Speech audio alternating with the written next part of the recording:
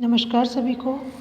आज हम कक्षा 8 की संस्कृत की ऑनलाइन क्लास में रुचिरा भाग 3 के पाठ 2 विलस्यवाणी न कदापि में श्रुता के अभ्यास प्रश्नोत्तर करेंगे। पहला प्रश्न आता है उच्चारणम कुरुत, उच्चारण कीजिए। इसमें आपको सिर्फ शब्द जो दिए गए हैं उनका उच्चारण करके देखना है, यानी कि उनको बोल करके देखना है। पहला आता है कस्मिचित विचिन्त्य साध्वीं शुद्धार्थ एतत् श्रुत्वा भयसन्त इस्तमनसां सिंह पद पद्धति समाआहनम प्रतिध्वनि। अब हमारा आता है प्रश्न नंबर 2 एक पदेन उत्तरत, यानी कि एक पद में उत्तर दीजिए। इसी का क है सिंहस्य नाम किम, शेर का नाम क्या था। सिंहस्य नाम खरनखर, शेर का नाम खरनखर था। अब दूसरा आता है गुहाया स्वामी का आसित, गुहा का स्वामी कौन था या गुफा का स्वामी कौन था। गुहाया स्वामी दधिपुच्छ आसित, गुफा का स्वामी दधिपुच्छ था। अब आता है प्रश्न नंबर ग सिंह कस्मिन् समय गुहाया समीपे आगता। सिंह यानी शेर किस समय गुफा में आता है या गुफा के पास आता है। सिंह सूर्य अस्त समय गुहाया समीपे आगता, शेर सूर्य अस्त के समय गुफा के पास आता है। अब आता है घ प्रश्न हस्तपादिका क्रिया केशाम न प्रदत्तते। हाथ पैर आदि की क्रिया किनकी प्रयुक्त नहीं होती है, तो इसका उत्तर है हस्तपादिका क्रिया भय संत स्त्र मनसाम प्रवंतते। हाथ पैर आदि की क्रिया भय से डरे हुए मन वालों की प्रयुक्त नहीं होती है, यानी जो डर से डरे हुए होते हैं, भय से डरे हुए होते हैं, उनकी क्रिया प्रयुक्त नहीं होती है। ड आता है गुहा केन प्रतिध्वनिता, गुफा में किसकी ध्वनि होती है, किसकी प्रतिध्वनि सुनाई देती है। गुहा सिंह गर्जनेन प्रतिध्वनिता, गुफा में शेर के गर्जना की प्रतिध्वनि होती है, शेर की दहाड़ सुनाई देती है। प्रश्न नंबर 3 है पूर्ण वाक्यन उत्तरत, पूर्ण वाक्य में उत्तर दीजिए। इसी का क आता है खरनखर कुत्र प्रतिवस्ति इसमें, खरनखर कस्मिचित वने प्रतिवस्ति इसमें। फिर दूसरा आता है ख महती गुफा गुहा दृष्ट्वा सिंह किम अचिंत्यत। महतीम गुहा दृष्ट्वा सिंह अचिंत्यत नूनम एतस्यां गुहायां रात्रो को अपि जीव आगच्छति अतः अत्रैव निगूढ़ो भूत्वा तिष्ठामि इति। फिर आता है अगला प्रश्न ग शगाल किम अचिंत्यत, शगाल क्या सोचता है। शगाल अचिंत्यत अहो विनिष्टो अस्मि नूनम अस्मिन् बिले सिंह असीति तर्कयामि तत् किम करवाणि। घ आता है शगाल कुत्र पलायित, शगाल दूरम पलायित। ड है गुहाया समीपम आगत्य शगाल किम पश्यति, गुहाया समीपम आगत्य शगाल सिंह पद पद्धति पश्यति। फिर अगला आता है च का शोभते या अनागतम कुरुते स शोभते। अब आता है प्रश्न नंबर 4 रेखांकित पदानि आधृत्य प्रश्न निर्माणम कुरुत। रेखांकित पदों को आधार बना करके प्रश्न निर्माण कीजिए। पहला दे रखा है शुद्धार्थ सिंह कुत्रापि आहारम न प्राप्तवान। यहाँ पर शुद्धार्थ के नीचे अंडरलाइन है, यानी कि इसको आधार बना करके हमें प्रश्न निर्माण करना है। तो हो जाएगा कीदृश सिंह कुत्रापि आहारम न प्राप्तवान, क्योंकि यहाँ पर जो उत्तर दे रखा है वो दे रखा है भूखे शेर को कहीं भी आहार प्राप्त नहीं होता है। तो प्रश्न बनेगा कैसे शेर को कहीं भी आहार प्राप्त नहीं होता है। तो यहाँ पर शुद्धार्थ की जगह आ जाएगा कीदृश। कैसे? कीदृश सिंह कुत्रापि आहारम न प्राप्तवान और पीछे प्रश्नवाचक चिन्ह। फिर आता है ख, दधिपुच्छ नाम शगाल गुहाया स्वामी आसित। तो यहाँ बन जाएगा कि किम नाम शगाल गुहाया स्वामी आसित। फिर आता है एषा गुहा स्वामिन सदा आहानम करोति। अब यहाँ पर स्वामिन के नीचे अंडरलाइन है तो हो जाएगा एषा गुहा कस्य सदा आहानम करोति, क्योंकि इसमें कहा गया ये गुहा, ये गुफा स्वामी का सदा आहान करती है। तो प्रश्न बन जाएगा ये गुफा सदा किसका आहान करती है, तो कस्य हो जाएगा। फिर आता है भय संत्र इस्त मनसाम हस्तपादिका क्रिया न प्रवर्तते। तो यहाँ पर हस्तपादिका के नीचे अंडरलाइन है तो यहाँ पर प्रश्न बनेगा भय संत्र इस्त मनसाम कीदृशा क्रिया न प्रवर्तते। फिर आता है आहानेन शगाल विले प्रविश्य सिंहस्य भोज्यम भविष्यति।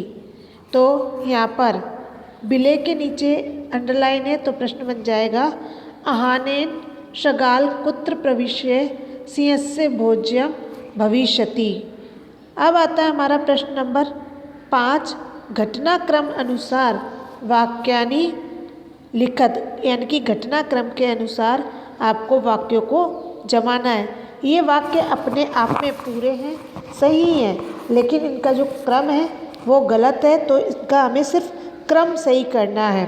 तो ये क्रम जब हमने पूरा पाठ पढ़ा है, पूरी कथा को पढ़ा है, तो हमें इसका अर्थ करने के बाद में पता चल जाएगा कि इसका सही क्रम क्या है।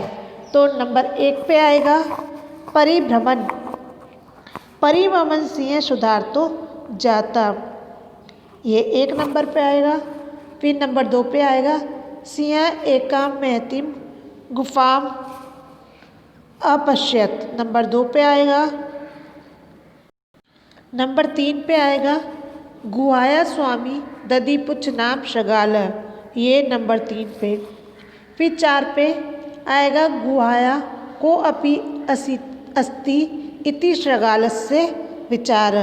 यहाँ पर ये जो 6 वाला है वो 4 पे आ जाएगा, गुहाया को अपि अस्ति इति शगालस्य विचार। फिर नंबर 5 पे आता है दूरस्थ शगाल रवम कर्तुम, ये 5 नंबर पे। फिर यहाँ नंबर 6 पे आएगा सिंह शगालस्य आहानम अकरोत्। फिर नंबर 7 पे आता है दूरम पलायमान शगाल श्लोकम अपठत। हमने जब पूरा पाठ पढ़ा था तो हमें पता था कि किसके बाद में कौन सी लाइन आएगी और कहानी को जोड़ते हुए। सिर्फ हमने इसका क्रम सही किया है और वाक्यों को कुछ भी नहीं किया है, वाक्य हमारे एज इट इज़ हैं, जैसे कि तैसे हैं। अब आता है हमारा प्रश्न नंबर 6।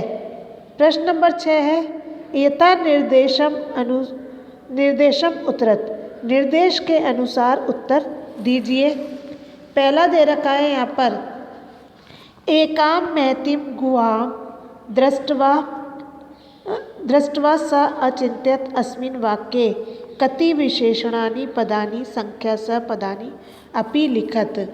यहाँ पर इसमें कहा गया है कि एकाम महति गुफाम दृष्ट्वा स अचिंत्यत, इस वाक्य में कितने विशेषण पद आए हैं, संख्या के साथ पद भी लिखिए। तो अस्मिन् वाक्य द्वे विशेषण पद, इस वाक्य में 2 विशेषण पद हैं, एक तो एकाम और दूसरा महतिम। 2 हैं, कितने हैं? 2 हैं। कौन कौन से हैं? एक एकाम, दूसरा महतिम, ये 2 विशेषण पद हैं। फिर आता है प्रश्न नंबर यहाँ पर प्रश्न नंबर खा। प्रश्न नंबर खा आता है तद अहम अस्य आहानम करोमि अत्र अहम इति पदम कस्में प्रयुक्त है। तद अहम अस्य आहानम करोमि, तब मैं इसका आहान करूँगा। ये यहाँ पर ये अहम पद किसके लिए प्रयुक्त हुआ है? तद अहम अस्य आहानम करोमि अत्र अहम इति कस्मे प्रयुक्त यानी किसके लिए प्रयुक्त हुआ है, तो अत्र अहम इति सिंहाय प्रयुक्त है। ये अहम शब्द यहाँ पर सिंह के लिए आया है, तो उत्तर हो जाएगा सिंहाय प्रयुक्त। फिर ग आता है, यदि त्वाम माम न आहयसि अस्मिन् वाक्ये कृत पदम किम। यहाँ यदि तुम मेरा आहन नहीं करोगे, इस वाक्य में कृत पद क्या है, तो अत्र त्वम इति कृत पद। यहाँ पर ये जो त्वम दे रखा है, ये त्वम कर्ता पद है, क्योंकि इसमें कहा गया यदि त्वम माम ना आयसी, यदि तुम मेरा आहन नहीं करोगे, अस्मिन वाक्य कृत पद किम, इस वाक्य में कर्ता पद क्या है, तो इस वाक्य में कर्ता पद त्वम है, तो उत्तर हो जाएगा त्वम। अब आता है हमारा अगला घ, सीए पद पद्धति गुआया प्रविष्ट दृश्यते अस्मिन वाक्य क्रियापदम किम। शेर के पैरों के निशान गुहा में जाते हुए दिखाई दिए, इस वाक्य में क्रियापद क्या है। यहाँ पर इस वाक्य में जो आपका ये वाक्य दे रखा है, सीए पद पद्धति गुआया प्रविष्ट दृश्यते, इस वाक्य में क्रियापद क्या है, तो अत्र दृश्यते इति क्रियापदम।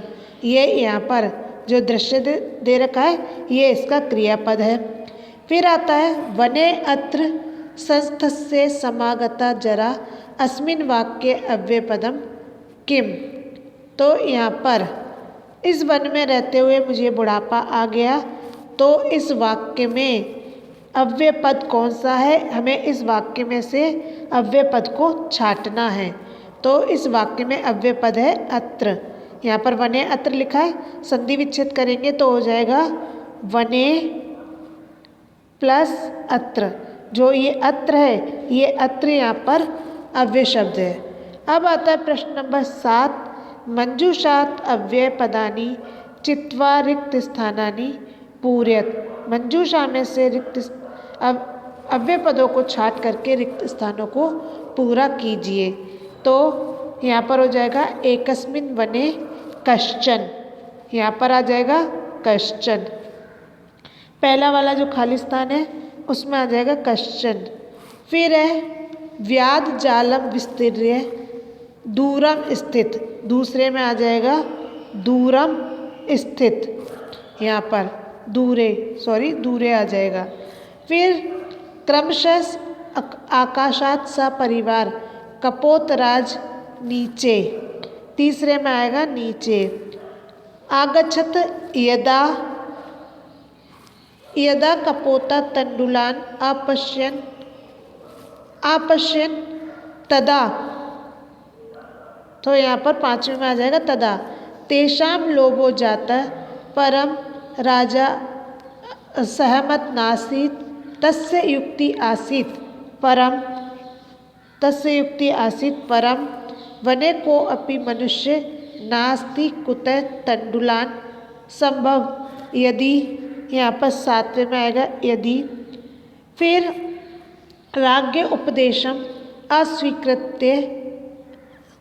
अस्वीकृत्य कपोता तंडुलान खादितुम जाले प्रवर्ता जाले तही, आठवें में आएगा तही निपिता अतः च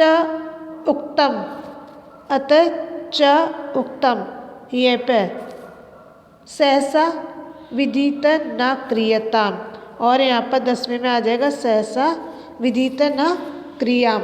ये थे हमारे आज के पार्ट 2 के अभ्यास प्रश्नोत्तर। धन्यवाद।